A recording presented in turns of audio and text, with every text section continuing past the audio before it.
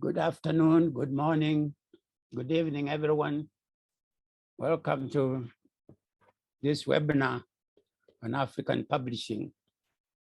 The topic is private sector book publishing in Africa. African publishing can be traced back to just over 70 years ago. After the end of the Second World War, returning African soldiers who had fought side by side with their white counterparts started agitating for better education, among other things.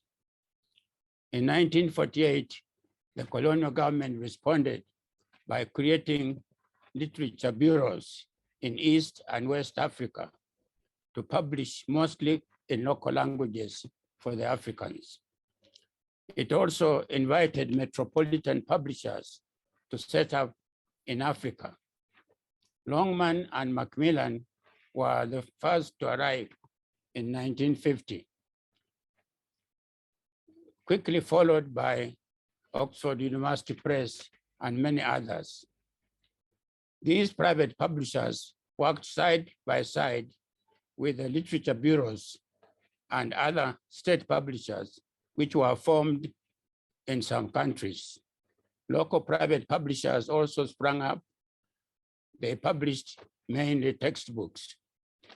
In the years 1990s to 2000, during the period of privatization and liberalization, foreign publishers sold out to a majority of the local interests, who then on started publishing in private enterprise. Private enterprise publishing in Africa then started. The current situation is state publishers compete with private publishers and faith-based publishers in some countries. The strength of the industry varies from country to country and from region to region. So introducing the panelists to help us in this discussion is Samuel Kolawole from West Africa, Aliou Lema from East Africa, Brian Wafawarowa from Southern Africa, Aliou from Francophone Africa. As your moderator, I'm going to ask you 5 questions, and I hope we can be able to cover the conversation in about 40 minutes. So we should spend about 8 minutes on each question. My first question is, and I address it to Samuel. What is the state of private sector publishing in Africa today? Can you name some of the challenges and opportunities? Samuel. Thank you, Henry, Yes. for the question and the opportunity to be here to be part of this webinar. You started clearly by stating that the situation in Africa is mixed. Yes, the state of the private sector publishing in Africa is mixed depending on the countries. Looking at sub-Saharan Africa, especially the West African region, you have countries where the private sector publishing is trying Nigeria, like things going on in Sierra Leone, even though there's not much going there. So you have different things going on in different countries. In Nigeria and Ghana, for example, you have thriving private publishing sectors where you have hundreds of private publishing outfits doing business in those countries. There are some other countries where the effort is not that much because of certain circumstances. There, the governments are more involved in getting books across to the populace. So that is the situation. It's not one size fits all. So it's different in each country. You talked about the challenges, and I want to mention that because when we are looking at the state of publishing, you have covered a lot in your introductory remarks. The challenges that private sector publishers face in Africa, especially in the West African sub-region, and it can also apply to other regions in Africa. One is government involvement in publishing. You mentioned earlier the transformation from government-led publishing to private sector-led publishing.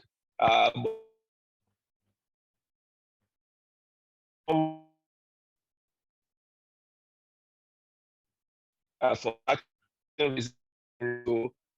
publishing. We understand that education is key to national development, and governments have the responsibility to make sure that its populace are educated. But that responsibility, and of course, books are part of education.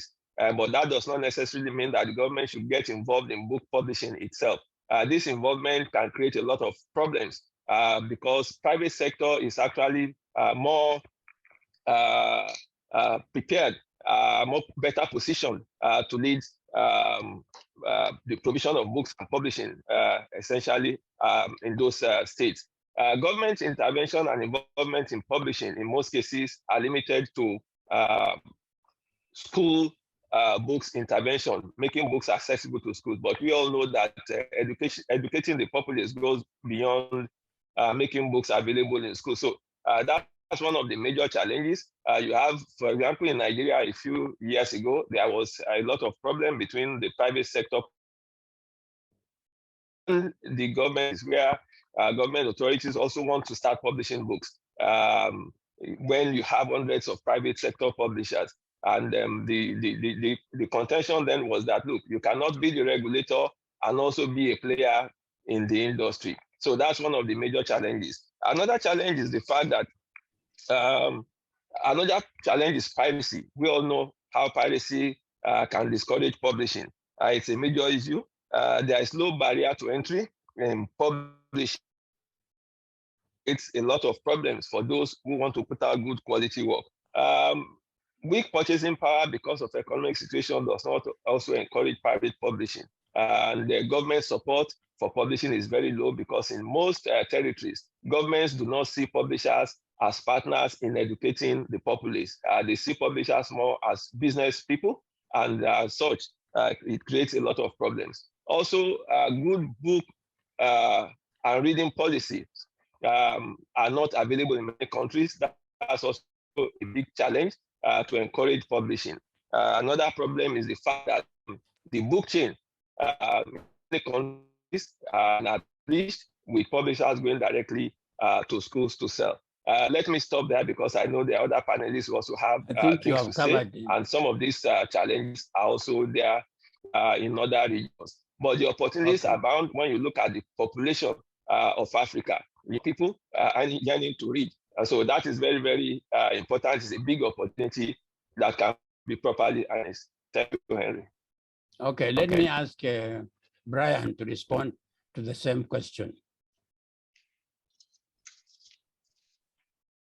Brian. Thank you, Dr. Chakava, and thanks everybody for involving me in this topic that is quite important to all of us as African publishers and collaborators on the continent. I think Samuel had started talking about the opportunities, which I think are huge. If you look at the programs of some of the large international companies, they are looking at Africa as the place where most young people will be living in the next generation. And that suggests a huge opportunity in terms of the reading and learning requirements. We are also looking at a huge changing learning environment with regards to the technology and innovation that is required to improving learning outcomes. I think our education quality and in terms of its delivery, particularly in the rural areas, and access to learning materials and learning opportunities is lower compared to the rest of the world. And for us as business people and entrepreneurs and educators, that opens up significant opportunities to invest in programs that can alleviate the situation and improve learning outcomes. So that's the opportunity side that we see. There's also significant borrowing by our governments to world agencies, which brings in money that is meant for that. If we could actually work towards utilizing that debt towards improving our people through education and through reading and literacy. Those are opportunities. However, there are many problems. I won't repeat the problems that Samuel has mentioned. Instead of repeating, Brian, yeah. please let me interrupt there. Instead of repeating, can you handle the distribution problems also? Distribution and publishing. Yeah, I think there are significant distribution problems because sometimes even if you have procurement systems that allow enough budgets to get the materials ready, or there are people that are publishing general materials that people are interested in, getting those books into the hands of those that want to read them remains a problem. And even in the case of education, even when those books get to those remote areas, making sure that they are properly utilized is another problem. Part of the research that was done by SACMED in Southern Africa indicated that although you may get a register that says all learners have materials, if you do a spot check on the day of teaching, you may find out that even though there were books that were distributed to learners on that particular learning day, not many learners had books. So one of the things that we learned during the COVID problem was basically the need to look at going into other modes of distribution, particularly for education purposes.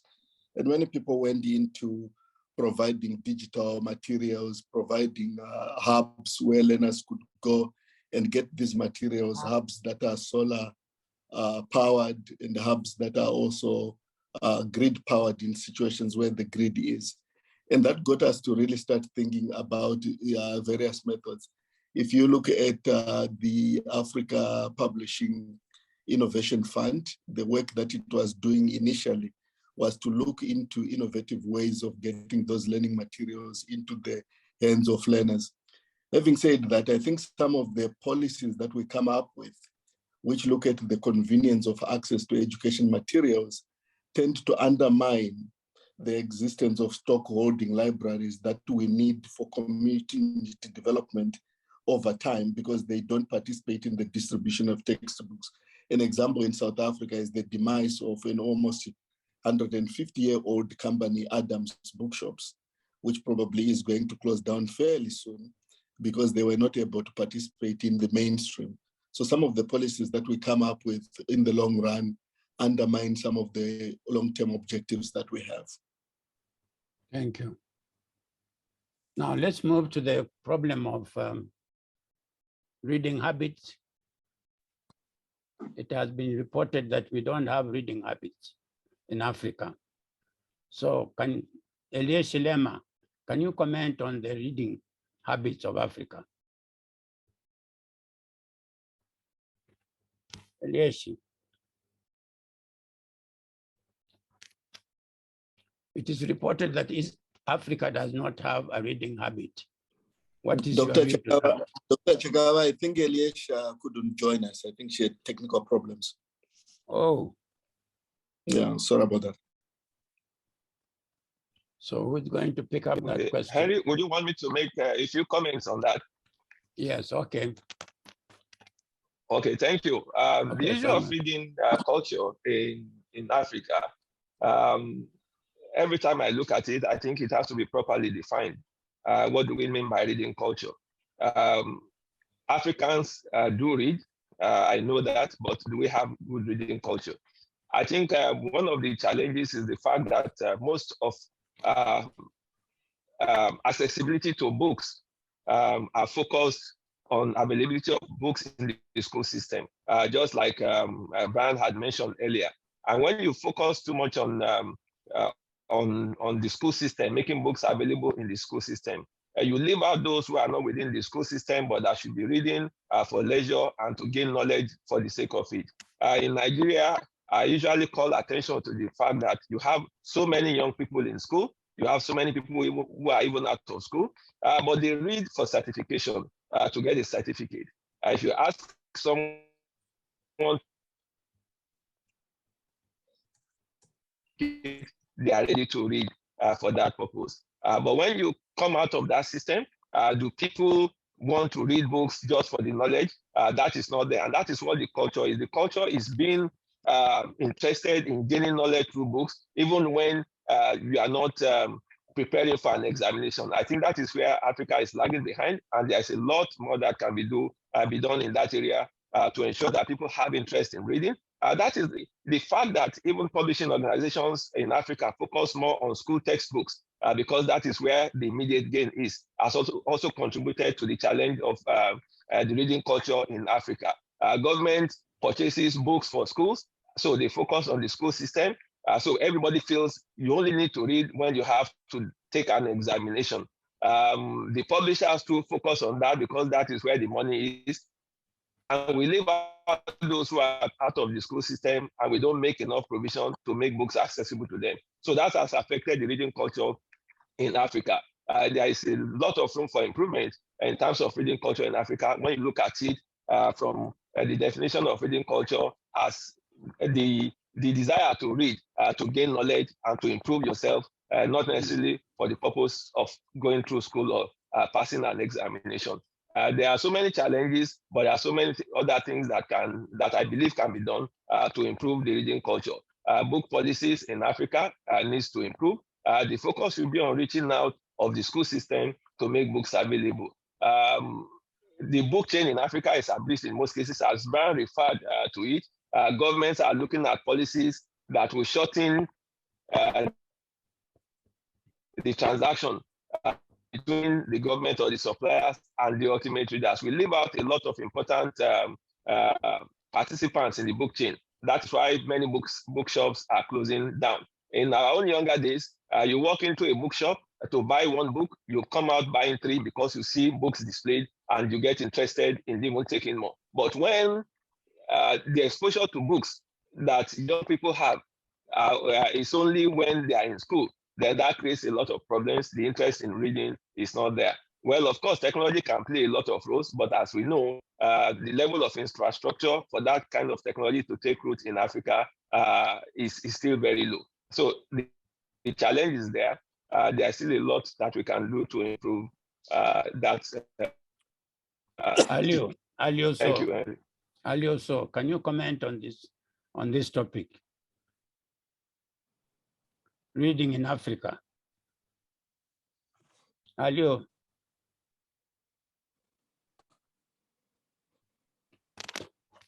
Hello. Yes, Can you hear Aliou. me? Yes. Okay. Thank you, Henry. I'm not going to talk again about what has been raised by colleagues. The most thing that I would like to highlight is the little attention, given to books in national languages availability in almost, let's say, all Francophone African countries, especially in schools and the public library. Because how can you ask people to like books, to like reading when they first don't know how to read, and second, they have nothing to read. Even those who have given literacy don't have reading materials in their hands. So that is to say, how best to develop a reading culture in a country based on books written only in external languages. Take for Francophone Africa, French is not the mother tongue for any kid.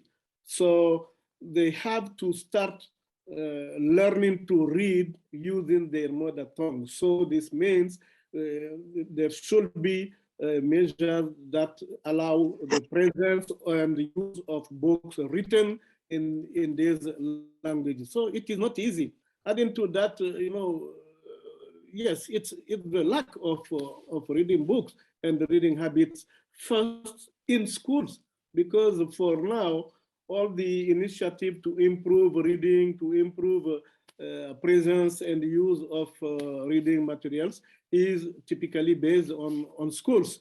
There are so weak literacy programs running on the ground, and that is the common situation for many Francophone countries. So it is not easy to develop a reading culture without helping people to know how to read, and then help them to easily get reading books.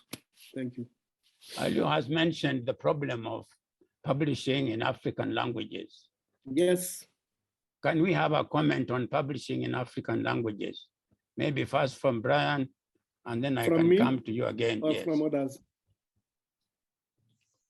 Let me hear from Brian. Okay, no problem. Dr. Chakava, if you will allow me, before going on to the African languages issue, because it relates to that, I just wanted to expand on what both Aliou and Samuel alluded to on the redefinition of reading.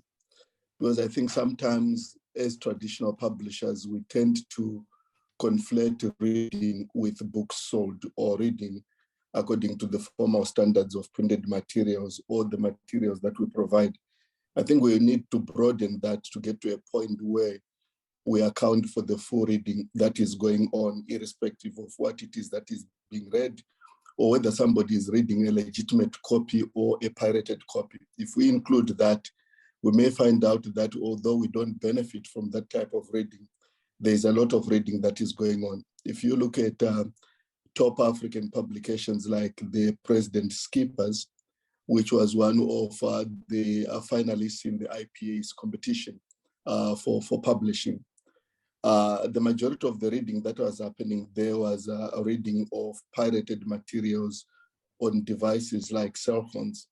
So I really think what we also need to do is to look carefully at what people are reading and how they are reading that, and see how we can capture as much of that readership as possible. And this can happen through the provisioning of, for example, serialized materials that in small chunk bites that people want to read in order to capture that part of that screen time, including serialized materials. So I just wanted to mention that. When it comes to African languages, I really think we also have to be very practical in our approach there. One of the, and not to confuse lack of distribution and lack of access to lack of publishing.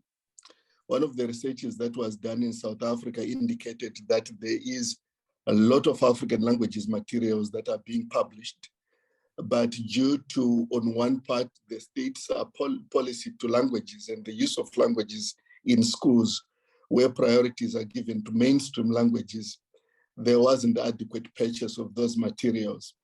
And when it comes to children's books, there were a lot more books than were utilized, simply because there was no access to funding for those books, the purchasing of those books, and distribution. Having said that, I would say, yeah, we really need to formulate more campaigns, for example, to encourage more publishing, especially in the minority languages, because the way it works at the moment is that there is the commercial language, which is usually French, English, or Afrikaans in the case of South Africa. Then there are the dominant African languages, which are the bigger ones, Shona, Swahili, and Zulu, and others. Then the minority languages are dying out there. And I think that's where we must target, and programs where there is library procurement for those minority languages in order to boost them and entice publishing and distributors to work in that space would help here. Thank you. Can I add a little comment on this, Henry? Yes, yes, please. Okay, I don't know if I really understood what Brian was saying, because for me, you cannot distribute a book that is not existing. The books have to exist first, then to be distributed, then after to be read. So I'm a publisher of books in national languages in Guinea. But you know what?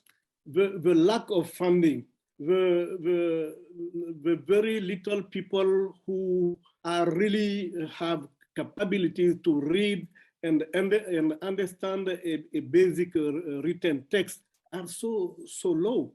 So when we produce books in national languages, in Guinea, for example, those languages are not used in the schools. So we are trying to show that even the families can, in a communitary basis, can try to use those books for parents to read to their children at home.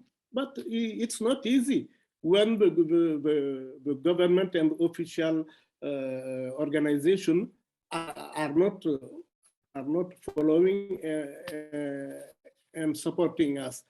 To me, talking about the book distribution means first that we get those books published, and this is not even for in many Francophone countries, even books in French, you can count the number of titles published per year, because you have mainly small and sometimes very little middle publishing companies. No big, because the situation is not the same between Francophone and Anglophone countries. Why? Because of historically, the publishing sector has evolved in the Francophone area, like depending on the relationship with the French publishers, who have never accepted, except one or two cases, to relocate branches in Africa. So the situation is very various. To me, sometimes each country in Africa is a special cases, although you can say there are common interests, common challenges, common Okay, Aliou. Aliou, thank you very much. Let me move to training. We need training of publishers in Africa. Can you bring us up to date on training in Africa, Samuel? Okay, thank you, Henry. When publishing started years ago, like you rightly mentioned, you are a veteran in the publishing industry in Africa. You know the kind of trainings that who work in the industry went through.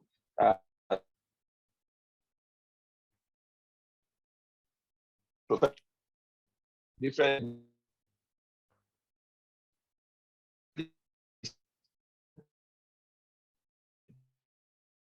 we've had so many professionals leaving the industry, and they are not being replaced by professionals because of the limited trainings that are available to us for artists and others that are involved in the book publishing business.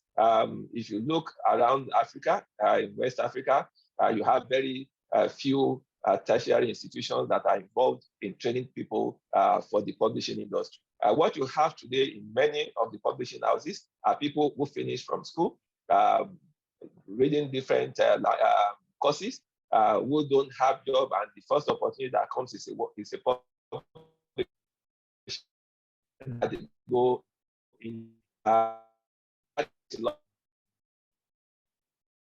Professionals who are well trained in the publishing arts. So there's really a need to do a lot more. African Publishers Network has been involved in training of publishing professionals since its inception, but due to the dwindling funds from those who are supporting APNET at that time, it could not continue to train professionals in the publishing industry in Africa the way it used to do. But in recent times, APNET has got support from some organizations and have been able to organize training. We realized that unlike in the past, when training for publishing professionals was taken to individual countries and they were trained, there are not enough funds. So what APNET has been doing in recent times is to conduct training of trainers workshops in certain regions of Africa. One was held in Tanzania. Another one was held in Guinea. So in those trainings, we were able to get professionals from different countries, put them together and train them. And from the feedback that we have got, so many of them have gone back to their different countries to train other trainers. So there's still a lot more to do to make publishing staff more professional in what they do. It's not just about reading a book. There are so many skills that are required to give good quality publications. You can see it in so many countries. Come to Nigeria, there are so many publishers, but you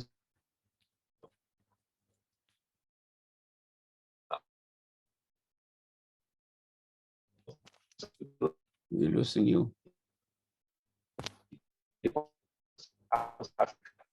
A lot of effort by those also. Organizations involved in book publishing can partner with educational institutions to train publishing professionals and prepare them for the. So that should really go a long way in helping us to bring back the good old days of good professionals in the publishing industry. That is not to say there are not good professionals now, but we don't have enough to do as much as we would want to do. That will be my contribution. Thank you, Henry. Would you like to make a brief comment on that, Brian? Training. Yeah, just to add on to that, I think in addition to what Samuel was saying, is that when we provide the type of training that we provide, we must also alert people to the types of opportunities there are with regard to training. Thinking here about WIPO's publishing circles, for example, thinking about the opportunities there are for internships with international companies that have more skills. I was a beneficiary of that program and it helped me a lot. And also to think very seriously about what type of training we need going forward. In addition to the traditional training that we have always provided, I see quite a big gap between traditional publishing and, for example, the more and more digital type of future publishing. On one side, you have the knowledge and content knowledge sitting with your traditional practitioners, and you have the technical know-how to render that content in a new context on platforms and in digital materials, sitting with people that are not necessarily coming from a traditional publishing background, but are coming from the digital or the technology end. There is what I call an interpretative gap between the two that doesn't allow the two teams to work together because one is stuck with that traditional content understanding, the other is stuck with that digital understanding, and there is no symbiosis between the two. So part of the training that we must really look into is to how do we deal with that digital gap and how do we make sure that in the future, our teams will be right flowing across those divisions. The last suggestion that I wanted to make, I don't know how it will work in other countries, is that in South Africa, for example, we don't have a problem of supply of publishers and professionals in the sense that we have what we call sector education training authorities, where each sector contributes a levy to a training levy, which is part of the salary. And then that money is used for training. And if you produce evidence of training having taken place at company level or wherever it may have taken place, you get refunded that money. So we always have a pool of interns going through. But I understand that economic circumstances differ in different countries, but it may be something that the industry may want to look at. That is the idea of sector education training authorities. Thank you. Now, my last question is on copyright. Do you believe in copyright? Do you believe in copyright for Africa? Do you believe in open access, Creative Commons? Brian, let me ask you that question. Yeah, I think from the time that I was a young publisher, I felt a bit insulted by the question of copyright for Africa and whether it is important or not, or whether Africa can rely on notions like Creative Commons and open educational resources. because there is the question of access to what type of information. So I would like to operate as a professional in an environment where, as a local publisher, I'm accorded the same amount of incentive for creativity and the same amount of protection as my international partner in publishing. If the market that I operate in, which is mainly African, is a market that has issues of access for the poor and the majority of the population, that matter should be treated as it is, which is a funding issue and not only a copyright issue. We usually tend to confuse copyright issues for funding issues. I believe in a strong regime of protecting measures for creators and publishers, but at the same time funding that enables those that want to have access to those materials to be able to do so. Some of the engagements that we have in the areas of copyright, like the initiatives of the African group, which is ARIPO at WIPO, and also what's happening in South Africa with the Copyright Amendment Bill, is again to confuse that whole issue of access and funding with copyright. Because the reason why African leaders, mainly within ARIPO at WIPO, are clamoring for more relaxed laws and also better access, better exceptions to copyright protection, is that they believe that in the digital environment, if we lessen the protection on copyright materials, the digital platforms and the conduits will be able to transfer massive amounts of information to everybody. That's the story that they are being sold by big tech. But what that story doesn't tell you is who then remains incentivized to continue producing those materials. So again, if we want more access to information that is produced equitably by African publishers as well as their international counterparts, we must create an environment where African publishers and African authors are incentivized to continue producing those materials, and the market or the readers and the population that needs that access to that material is adequately funded to be able to consume those materials. So it's that balance that we have to strike. So I believe, yes, in copyright very, very strongly. I believe open education resources and Creative Commons have their space, but I don't think they can substitute the space for creativity as in traditional publishing. Thank you. Aliou, what's your response to this? Thank you, Henry.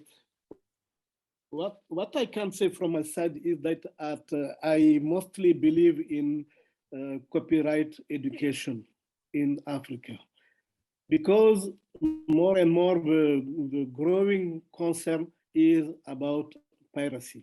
And this is very, very, as you know, damaging to writers, to publishers, even to booksellers in a certain way. So I think that both professional organizations in the sector of in the book sector and the official at the ministries of culture and education should tackle this this issue very, very seriously, because now what we are seeing is that some little guys operating in the big markets in Conakry, Abidjan, Lagos, etc., they are taking our books, going to China, reprinting them, you know, by whole containers, bringing them back in our countries and selling them at a very low prices. So this is not acceptable in a context where already the publishing sector is not strong.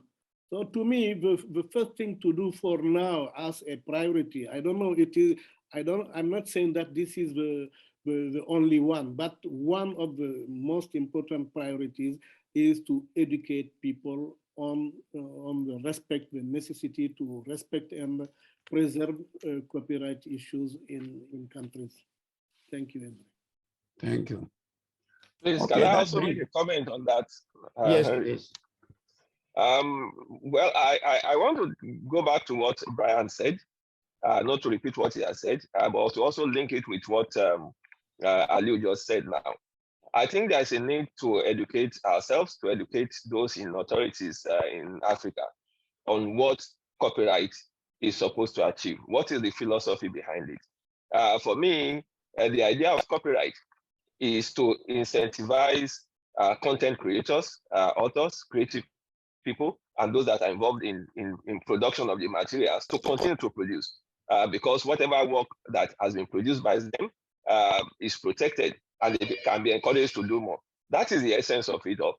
But we have to balance that with the need to make books available to the people. It is believed that if people are incentivized to produce, then there will be more materials available for the populace to use. That is the important part of it.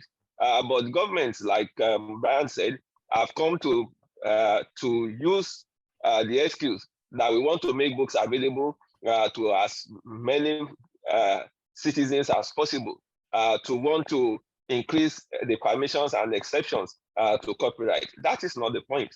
The important thing that we need to know is that if content creators are not incentivized, you can only have access to what you have now, and nobody will produce more. Open access has its own place, like Brian has said. In most cases, scholarly and research material that are produced, those are well funded, they are produced, unlike the tertiary books and contents that needs to be protected. So we need to draw a balance between wanting to make books. If governments wants to make books available or reading materials and knowledge available to the populace, they should be prepared to spend money in funding the production and distribution of materials rather than this incentivizing the content creators who spend so much time and money to put materials out there. And then these materials can be accessed almost for free without any encouragement. So there has to be a balance between making books available to the populace and also encouraging those who are producing these materials to continue to produce way into the future. Thank you, Henry. Okay, thank you. I think that brings us to the end of this particular session, where we have decided to discuss the problems and the opportunities available in African publishing. We have noted that there are not many policies in place to guide the industry, and also the infrastructure needs to be developed to create a proper reading environment. So from there, I'll introduce you to Scott Walter to take over the question and answer session. Scott. Thank you very much, Henry. Henry Chakava, of course, the chair of the Global Book Alliance. On that note, I'm Scott Walter. I'm the deputy chair of the Global Book Alliance and also the executive director of the Canadian NGO Code. I also want to make sure that we've had a chance to introduce our panelists, to make sure everybody knows the names and positions of those who are speaking with us today.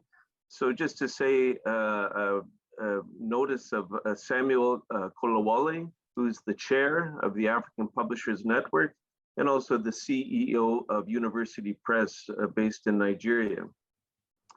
As well, Brian Wafawarowa, the chair of the Publishers Association of South Africa, the chief content and product executive at Juta & Company in South Africa, and a former board member of the International Publishers Association.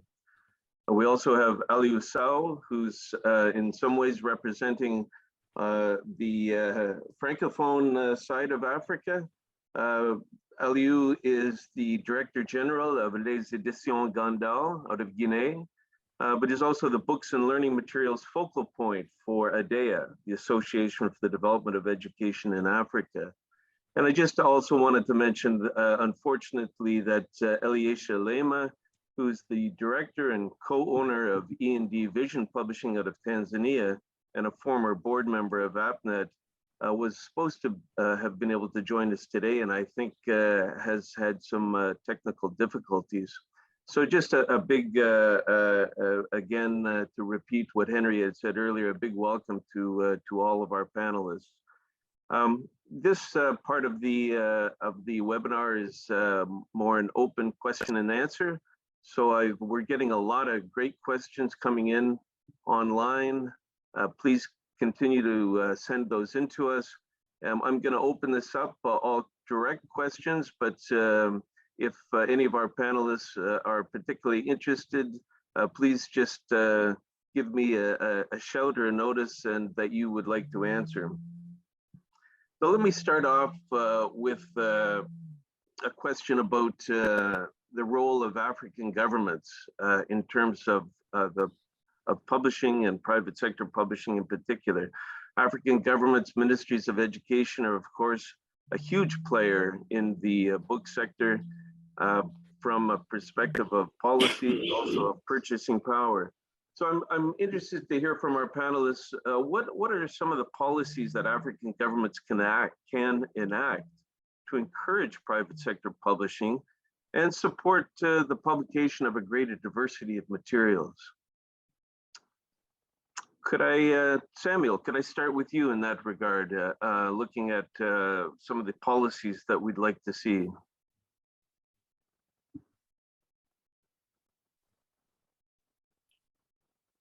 Yes, thank you, Scott.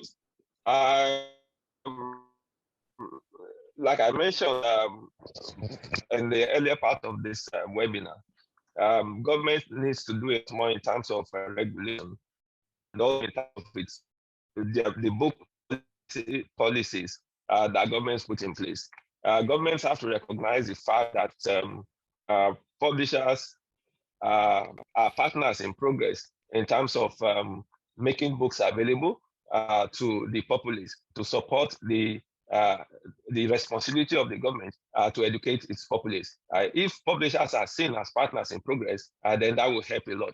There's also the need for governments to set the appropriate standards, not get involved in book production themselves, because it discourages private sector publishers to do that. And more importantly, government has to be specific in protecting all the actors in the book chain. That is very, very important. We have a system now where booksellers have been shoved out in so many countries in the book chain. And that is affecting the reading culture. It's also affecting the capability of publishers. Publishers are now distributors themselves. This is not encouraging.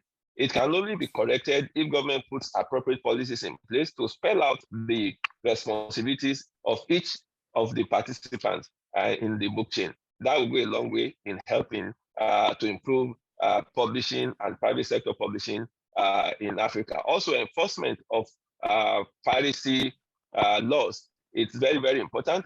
Many publishing companies in Africa are suffering from the effects of piracy. And there is need for the political will to tackle this across different countries to ensure that creative works are protected. I believe that those will really help a lot. I'll leave other panelists to also make their contributions in this respect. Thank you. Thank you, Samuel. Aliou, let me ask you the same question, but at the same time, I know with your work with ADEA that the support to national book policies is a big aspect of what ADEA believes in.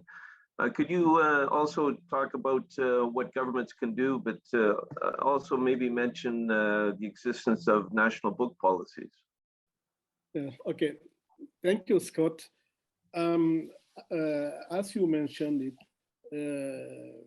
our main activity right now in the ADEA section for books and learning material is since 2019 in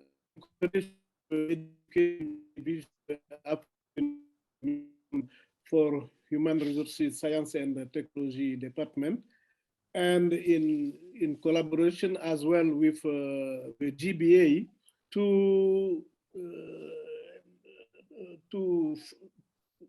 formulate and to disseminate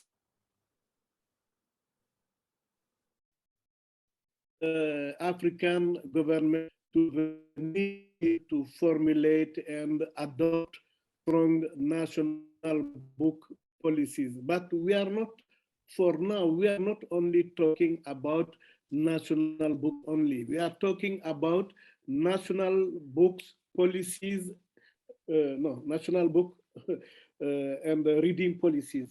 You see, because book policy and reading policy must now be taken together to make sure that the whole book chain is covered in terms of message and sensitives and in an inclusive framework, if I can say, to help countries to get to strong national book and reading policies. That is why we have formulated in with the Global Book Alliance and the Africa Union a continental framework that is intended to sensitize country members to this issue of the necessity to have national book and reading policies. And furthermore, we have produced last year a toolkit within ADEA to help countries to put in place and to formulate adequately those policies, with the ultimate goal, if I can say, to set up a strong and inclusive framework for those policies. Because we are basing all this idea on the fact that national book and reading policies are at the core of educational quality.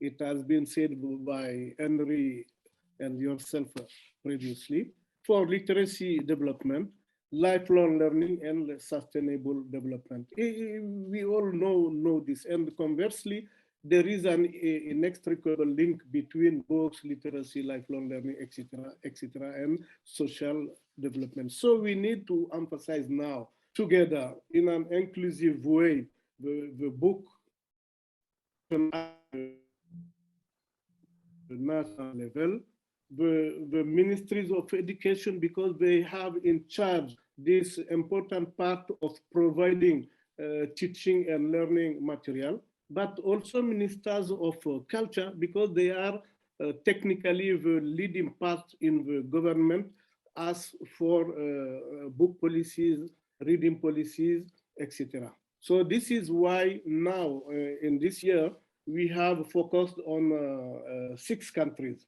For Anglophone countries, my colleague Lili Nyariki is currently working on Zambia, Malawi, and Ghana to first disseminate both the continental framework for the formulation of national book and reading policies, and then to explain and disseminate the toolkit.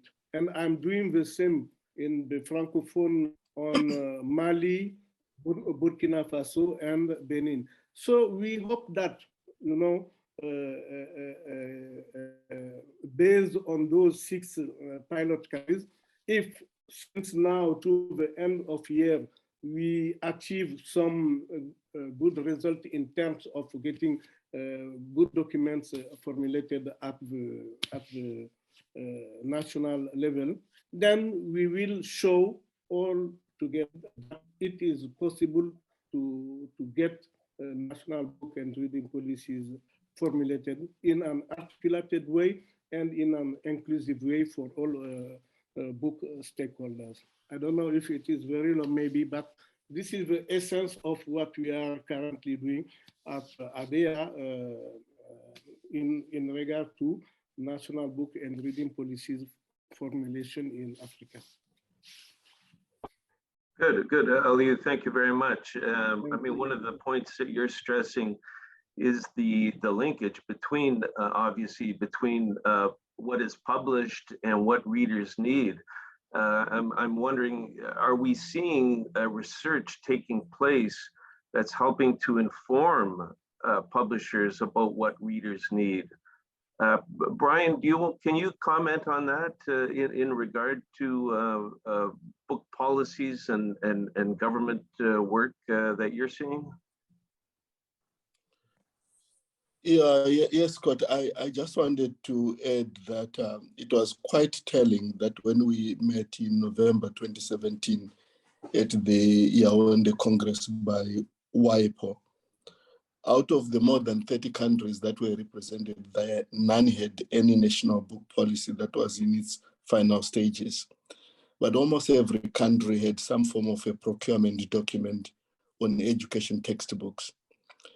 And the reason behind that is that whilst Avro-Gazan, for example, and UNESCO advocate a coordinated approach to national book development, which caters for everything, African governments have always insisted that education is very urgent. And sometimes the policies that they take are convenient for education, but in the long term, quite detrimental to national book development.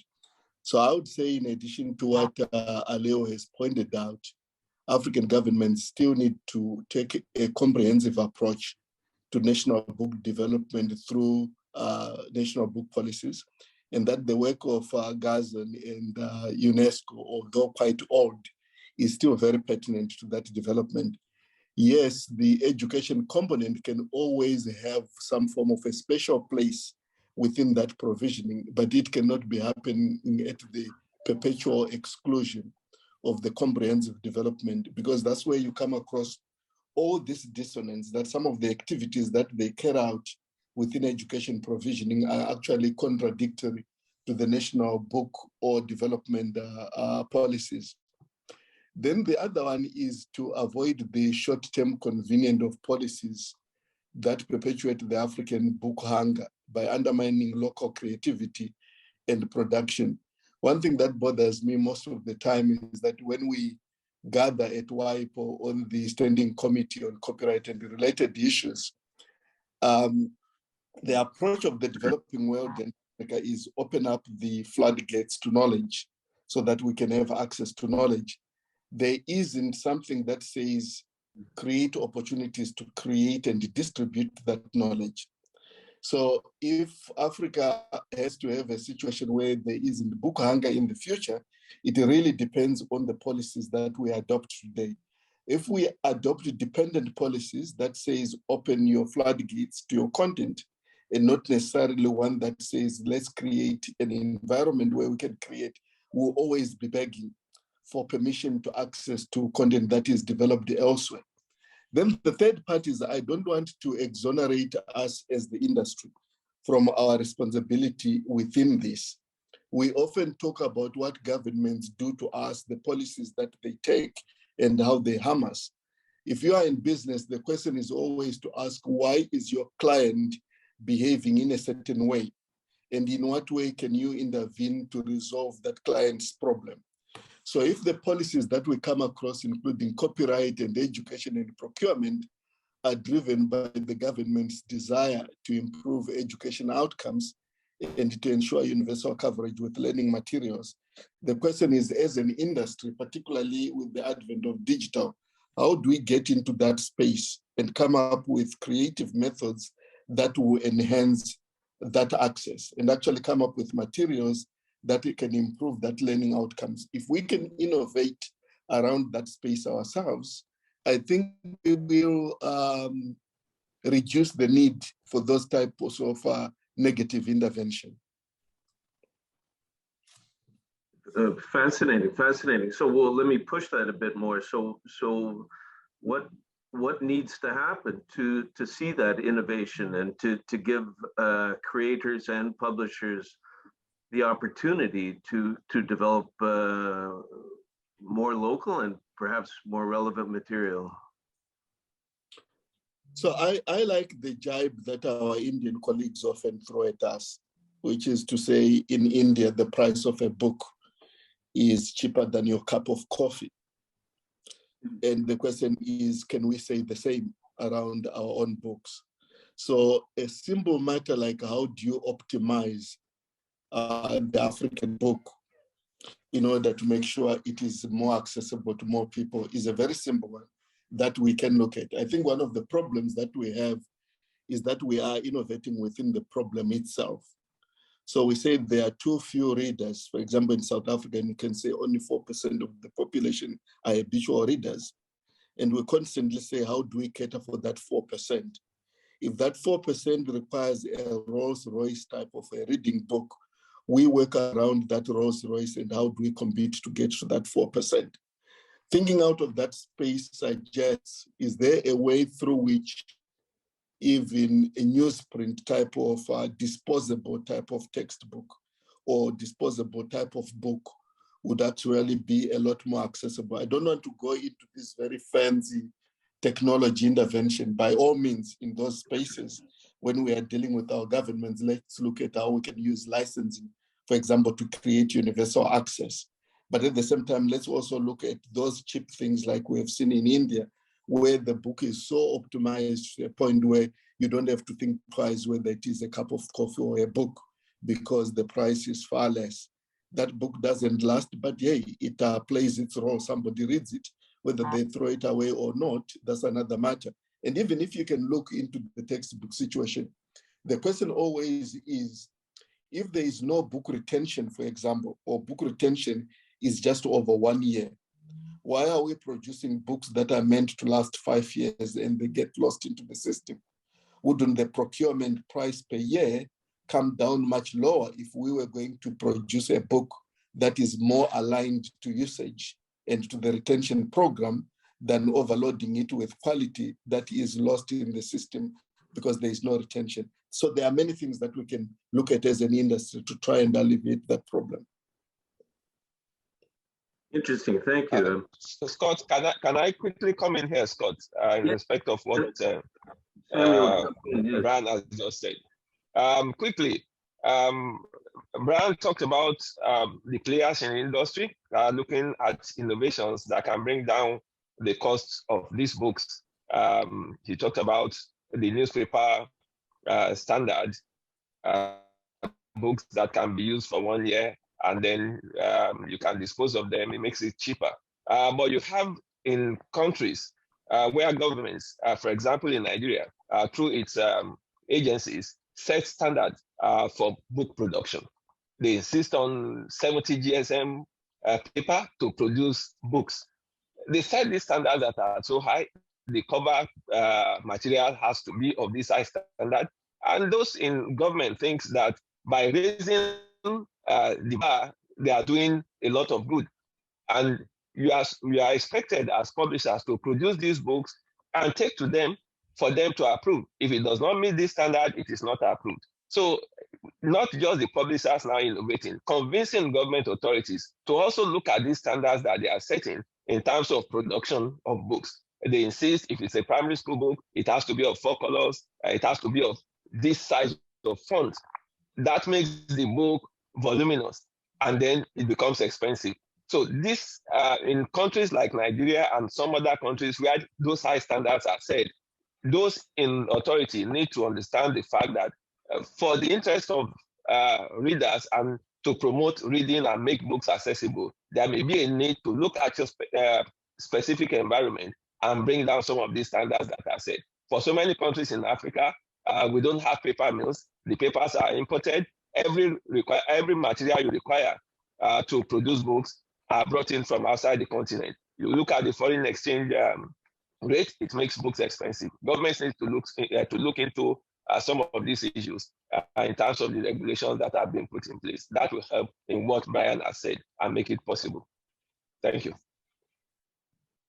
Thank you, thank you. And so, you know, part of what I'm taking away from this is the sheer cost of books in Africa is having a negative impact on their availability and on the reading culture.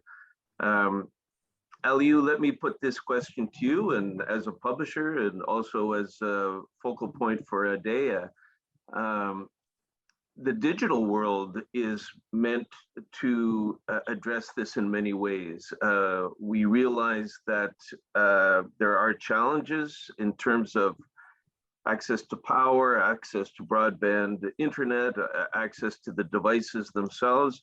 But at the same time, the digital world offers a chance to leapfrog ahead to more accessible, cost-effective materials. Can I get you, Aliou, to comment on what you see at this present time as what are some of the immediate potential or benefits of the digital world, and is that accessible to African publishers right now? Yes, thank you again, Scott. What I can say, based on the technological realities in Africa today, we know that there is a very, very high penetration, like for cell phones, and we are sometimes thinking about how to use those kind of tools to provide some reading material to children, to parents, mainly. Because of what? Nowadays, almost in our cities, most of the kids have their own cell phone, but they are generally using it to go to Facebook and social media, just to joke with people, etc. How can we try to get this opportunity as a tool for generating and disseminating learning materials, reading tools? This is, I think, a big challenge for us, like publishers, and we need to address it. Some of us now, because of recurrent problem for distribution, for lack of libraries and bookshops in countries, we are more and more producing digital books. We sometimes even provide available for new titles the digital version even before the printed one, and we are seeing that this approach is growing. Now, if I take the case of some countries like Guinea, where even officially, from the government, there is no big interest to help and to provide greater opportunities to have digital materials, digital reading materials available to schools. But we have started selling digital material to public libraries, and they're taking it, they are using it in fixed boxes in some rural areas, using the solar power, etc., etc. So to me, and I'm saying it all the time, our challenges are so various and so big that we cannot close our eyes on the commercial opportunities that offers the digital market. And I think that even it is a little bit slow, but some publishers are trying to use it and to get benefit from those avenues. I don't know if this is in line with your question, Scott, but generally speaking, most of the small and little African publishers, unfortunately, they are late behind this opportunity of using the digital opportunities. Thank you. Thank you, Aliou. Well said. Brian, you wanted to jump in on this or related point? Yeah, I wanted to link up your question on the possibility of a digital solution to the problems with what Samuel and I were talking about initially on the optimization of the book. because both questions actually relate to solving the problem of access. And I fully agree with Samuel when he said that the call for certain standards by the government onto the industry minimizes the space for innovation because you are told what to do. And similarly, a sporadic and uncoordinated foray into digital by the industry and the government creates a very chaotic digital ecosystem, which actually makes people end up wishing they had stayed in the print environment. So what both call for, in my opinion, if you look at Paul Brickhill, Chirwa et al.'s work on private-public partnerships between the state and the private sector, is a coordinated approach to dealing with some of these problems between the state and the industry. Unfortunately, most of the problems that we face in the book sector are what are characteristically called wicked problems. And as per earlier definition that was being given indirectly by Samuel, a wicked problem is a problem that creates other problems from a solution that is provided. And that's what keeps on happening unless there is that coordination. So I think it is up to us as the industry to initiate a dialogue with the state, particularly with textbook, that says, if you work with us in order to produce a proper digital ecosystem, these are the benefits. If you work with us in order to create an optimized textbook environment, these are the benefits, so that our interventions do not always clash on the market or clash on the learner, but is something that is built properly. And this is not a unique African problem. When we looked at the countries in the world that had really gotten it right, including North America and Europe, we came across only 6 countries. And out of those 6 countries, what was very clear about it was that when they went digital, they went into it on a viable ecosystem type of arrangement where there was a conversation with the government as the enabler and also as the procurer of these materials to say, this is the ecosystem that the industry is going to work in. This is the ecosystem that the school systems are going to work in. And how do you tie up those ecosystems in order to make sure that it really works? And that was the only way they got it. Now, you come across certain countries, for example, like in South Africa, every province had its own ecosystem. Every publishing house had its own ecosystem. And there are content aggregators that have their own ecosystem, and it just doesn't work. So that public-private partnership, whether we are in a digital environment or a print environment, particularly for textbooks and education, is a very necessary and overdue dialogue here. What I'm taking away is we would all benefit from a more unified voice from the industry itself, and perhaps proactively reaching out to government to better explain the benefits of collaboration, cooperation, and private-public partnerships. Samuel, did you want to comment on that? Yes, I just wanted to support what Brian has said, to also emphasize the importance of the ecosystem, like you mentioned. We keep going to conferences, we keep having webinars like this, and people keep talking about innovation in publishing.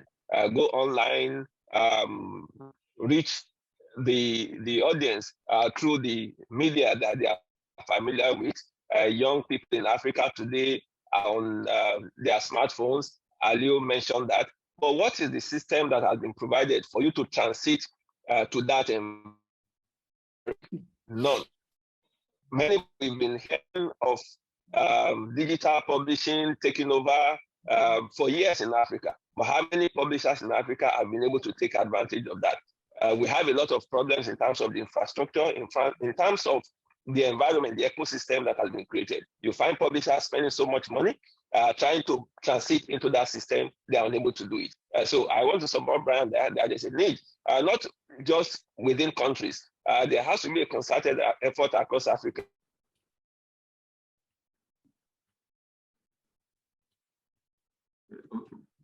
Not sure if you cut off there, Samuel. Thank you for that.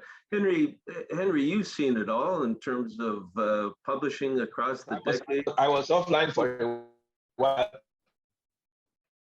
That we need to work together to create the system, the ecosystem that will enable us to achieve this transition from print to digital,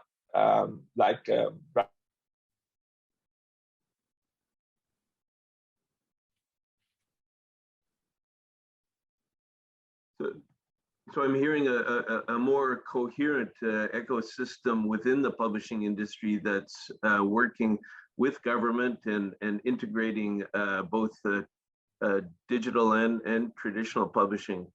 Henry, I was going to give you a chance, given your vast experience in this area, if you wanted to comment. Well, the problem is governments don't understand publishing. However much you try to explain to them, they think it's printing. They look at publishers as people who are there to make money. They don't look at you as a partner.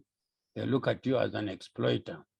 So it becomes very difficult to sit down with the government and work out the kind of things we are talking about here. In Kenya here, we have an experience where the government has shortened the book chain, where booksellers are now suffering because the books are going direct from the publishers to the schools. And this is making the bookshops to suffer. And if you explain this to the government is happy to make that 30%, which would have gone to booksellers.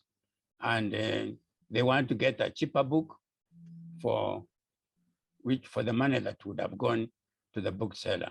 And this is something which just isn't understood. It's not understood. And how you create that ecosystem you are talking about, I don't know how it can work. Just, Henry, what I'm hearing is that the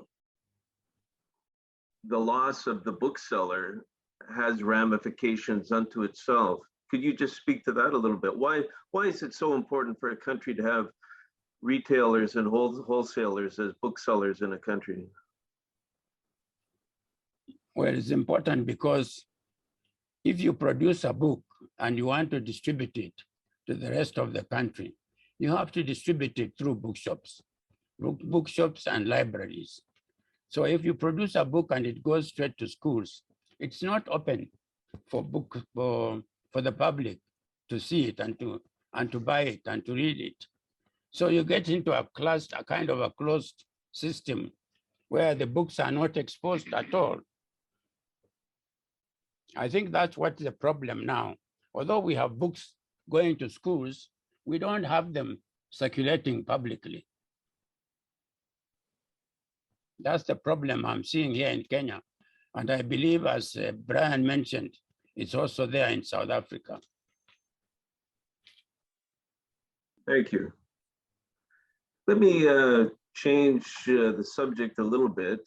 Of course, part of our theme and discussion here is how to make good, relevant books more accessible to readers, to students, to learners. But those who perhaps are most disadvantaged in regard to access to great books are children with disabilities.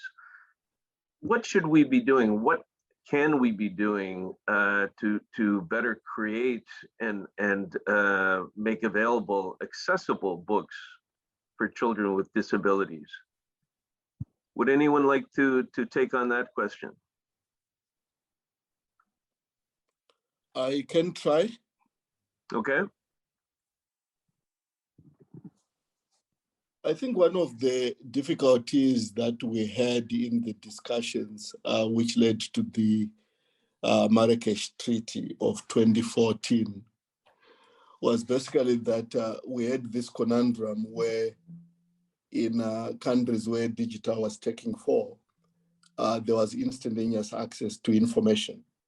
Whereas for people that have visual impairment, they were lagging further and further behind, because by the time they would go and get those books and convert them into formats that are more appropriate and the like, it would take a long time. And by that time, they would be left behind. And in Southern Africa, for example, we have practical examples where learners with disabilities, visual impairment, sometimes actually fail to complete the curriculum in time because they were waiting. And in the other affluent markets, you come across people that argue to you that we are not cases for charity. We are simply people with visual impairment. And what we need is information in an accessible format. So the Marrakesh Treaty on one side helps in the sense that it basically says if material is not published in an accessible format, people with visual impairment or their representative organization can have access to that material and convert it into appropriate material.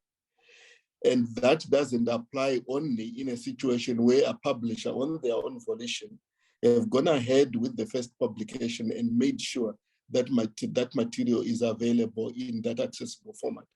So I think what we need to do is to make sure that our countries, particularly in Africa, where there is still also that problem, quickly accede to the Marrakesh Treaty so that their populations can begin to benefit from that.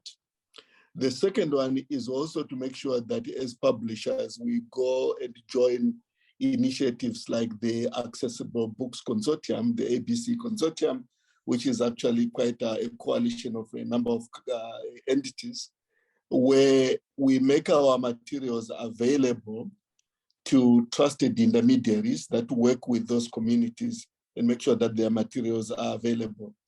The last one that I would recommend is what we have done in South Africa, where traditionally you would do a printed book. And after doing the printed book, you would then convert it to Braille as an offshot, and then make it available to people with visual impairment. What we have created is a parallel process where at the acceptance stage where a book is accepted for use in the curriculum, that book is actually hived off into a parallel production system, which is one for accessible format or for whatever format is agreed with the people that provide that service to people with visual impairment. So that by the time the mainstream book, whether it's in print or digital, is available, it's also available at the same time for people with visual impairment. The last part is that they are readily available formats like DAISY, which people should get into the habit of using, particularly with books that are critically necessary to everybody. Make sure that those books are actually available in those free accessible formats. And to top it up, I think we are talking about a lot of things that publishers may not be aware of. We need some form of education and training on accessible formats that are available there, on the statutes that have come up like Marrakesh and how we can use them, and production processes that will become open to others. I think some of these techniques are freely available to everybody, and it's not for the first world. It's a question of knowing and getting to do that practice here. Thank you. Well, a very tangible response with concrete actions there. Samuel is chair of the Pan-African body for publishers in across Africa. Is APNET taking up any of these recommendations that Brian is articulating?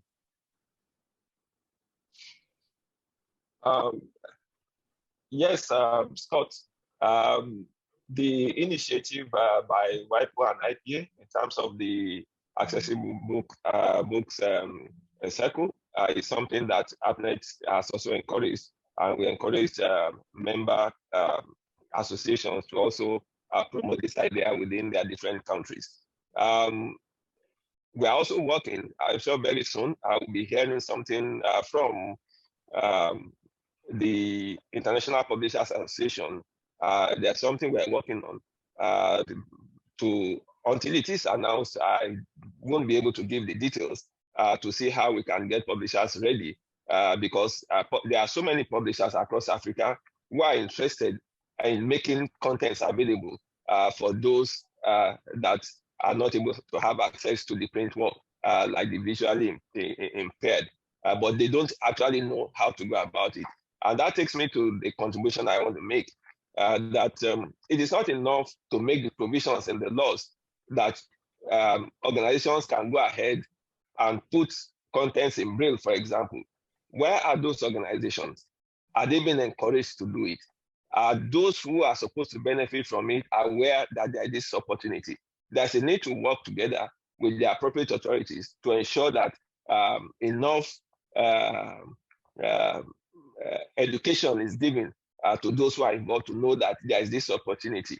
I'm sure when publishers are approached, they're always willing to help, but nobody does that.